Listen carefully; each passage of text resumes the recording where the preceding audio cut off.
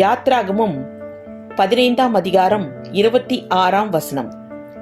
நான் எகிப்தியருக்கு வரப்பண்ணின வியாதிகளில் ஒன்றையும் உனக்கு வரப்பண்ணேன், நானே உன் பரிகாரியாகிய கர்த்தர் என்றார். விளக்கம். இவ்வசனம் நிபந்தனையோடு கூடிய வாக்குத்தத்தமாகும். கடவுளின் கட்டளைகளுக்கு கீழ்ப்படிவது உடல் மற்றும் நல்வாழ்வுடன் இணைக்கப்பட்டுள்ளது. அவர் யெகோவா ராஃபா, சுகமளிக்கும் தேவன். அவருடைய வழிகளை நம்புவதும் பின்பற்றுவதும் ஆரோக்கியத்திற்கும் முழுமைக்கும் வழிவகுக்கும்.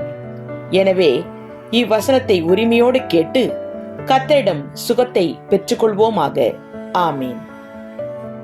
Exodus chapter 15 verse 26.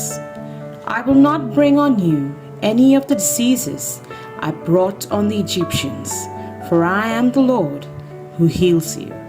Amen.